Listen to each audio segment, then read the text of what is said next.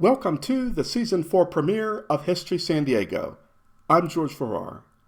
Previously, in Season 3 of History San Diego, I talked with you about dramatic changes that were happening because of laws and reforms being instituted by the Mexican government, including the secularization of the missions, which caused the sell-off of Mission San Diego lands and holdings, which directly impacted the Native American population.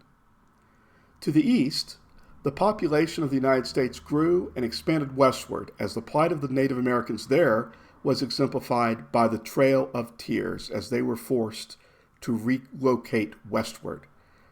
We learned about the rise of the Republic of Texas from Mexico and ultimately the annexation of Texas to become a state of the United States later on. We learned about the horrors of slavery, the dynamics of the Mexican-American War, and the hysteria of gold fever during the gold rush days. We talked about the founding and struggles of El Pueblo de San Diego, the mapping of the Pueblo lands, and the takeover by the United States in 1846. We visited historic places through our landmark profiles at the Rancho Los Penasquitos Adobe and at Old Town, to explore La Casa de Machado y Silva and La Casa de Machado y Stewart, and at El Campo Santo Cemetery, where we paid our respects. We even had time to learn about our San Diego highways and freeways as they grew in the 20th century, and we went for a walk in Balboa Park. Now, we come to 1848. Big times for California, and ultimately San Diego.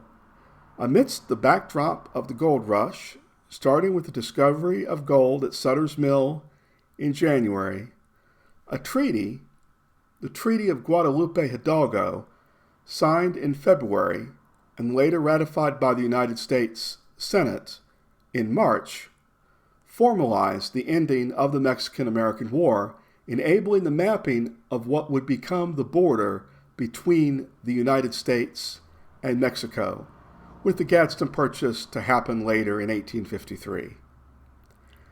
Despite the arrival of peace, a boom was coming, a burst of schemes and shenanigans, and ultimately an explosion of violence and unrest from Native Americans, and eventually a bust after the gold rush subsided. We will be studying the impacts and the implications of this in the 1850s, this season on History San Diego. Lieutenant Cave Johnson Kautz sketched a map of San Diego. This view shows a portion of what we know of today as Old Town. We'll talk about Cave Kautz along with the first elected mayor of newly incorporated San Diego, Joshua Bean, in our next show. They'll be involved in a lot of things happening, yet the actions of these men will wreak havoc in the opening year of the city government.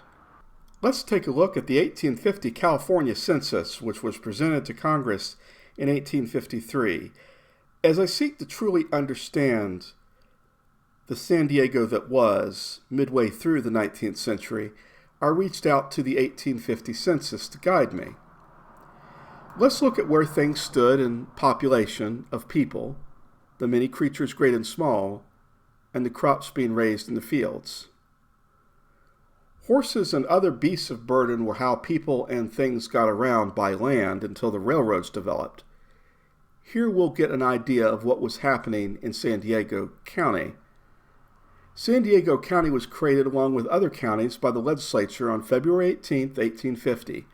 The city of San Diego was incorporated by the legislature on March 27, 1850. The first San Diego County election was in April.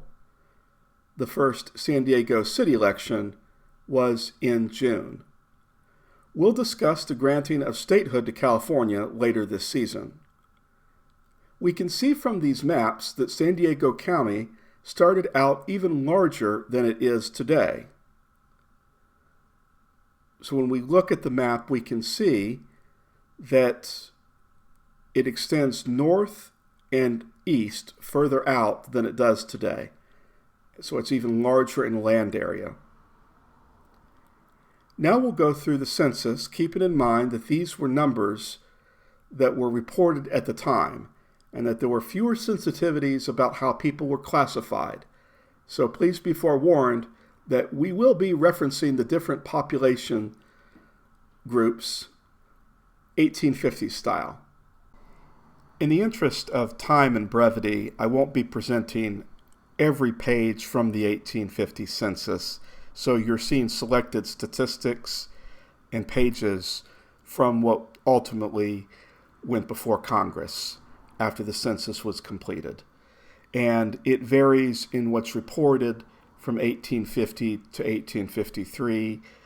So I encourage you to definitely check out the National Archives. They have a lot of explanation and clarification and context. And the census documents back then were incredibly different than what we would have today, in the idea that it actually has to count slaves. Okay, so free people and slave people and foreigners. Okay, so they have the form set up a certain way, and so in 1850 people were dispatched to count. And so we see here San Diego, certainly the population that is the largest group would be what they would call Indians domesticated, what we would know of today as Native Americans. So we see this population breakdown here by county, with San Diego having a total population, including whites, colored, Indians domesticated, a total population of 2,817. But so far as what one would call the white population, incredibly small numbers. Okay, so there's definitely something to consider when you're looking at these numbers. And you'll notice that in this breakdown here, it indicates total whites and total free colored. Ultimately, of course, California becomes a free state, not a slave state, in the dynamics of the decade before the Civil War starts. So we also have an opportunity to look at births, marriages, deaths, dwellings, and families. And we can, through these pages, take a look at the comparative data. The further north you went, the higher the population would be, particularly when we're looking up towards like Sacramento. We also, one thing to keep in mind on what we're looking at with the comparative data is a clarification that was provided by the National Archives, and that clarification did state that there were no census schedules for the counties of Contra Costa, San Francisco, or Santa Clara. So that kind of, again, this was a census taken. Technically, it started before statehood, but ultimately carried forward. Time was extended to allow for California to report numbers. So ultimately, San Francisco would report numbers, but as far as providing detailed schedules, they were not able to. In this chart focused on agriculture, we get an opportunity to see the lay of the land when it came to animals and crops. So we see that there were certainly a lot of horses in San Diego. By count, 1,767.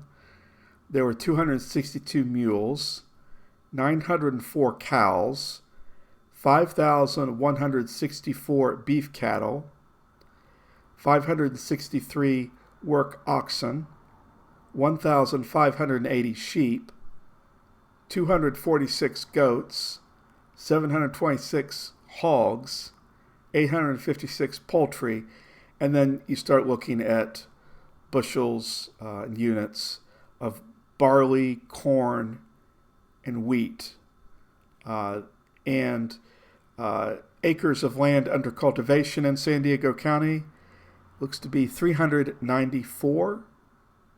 Speaking of getting the lay of the land, it's time to take a look ahead at our Season 4 broadcast schedule for our shows coming up here on YouTube. Please note that all times, topics, and locations are tentative and subject to change. My goal in our 4th season is to present you with 10 shows through May 2025. Our seasons run from September through May, and a special summer show is broadcast every summer in August. Ahead in October, I'm going to have a great show for you called San Diego Incorporated. It'll be on location from Old Town. We're going to take a look at the opening years of the city and county governments, and we'll be taking a look at Joshua Bean and Lieutenant Cave Johnson Couts. In November, we'll be going out to the Davis Horton House and Pantoja Park. Later on, we'll be taking a look at San Diego in the North American context, the decade before the American Civil War, between the Union and the Confederacy in the United States. So a lot happening, and a lot would happen technologically in the 1850s. So we'll be taking a look at that. Then we'll be talking about the Gara Uprising. We'll be having 2 landmark profiles in the spring: the old Point Loma Lighthouse, the Whaley House. We'll also be increasingly talking about New San Diego, what would eventually later on become Newtown. And we'll talk about how San Diego is going to begin to develop commercially, but will face struggles in the 1850s to do that. And then, of course, in May, we'll go for a walk in Balboa Park, because it's like our season finale to be just a walk in the park. So I want to thank you for watching. I've got a lot planned for you. We'll explore the 1850s and continue to make discoveries about the land, the places, and the people of these critical times with shows you'll enjoy.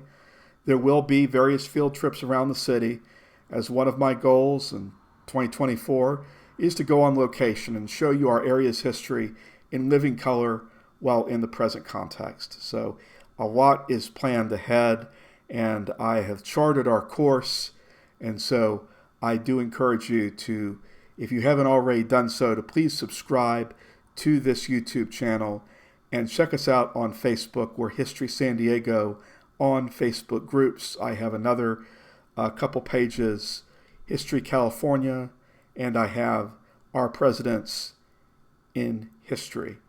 And so I look forward to bringing you even more as we carry on through the remainder of 2024 into 2025. So thanks for watching. Take it easy. See you later.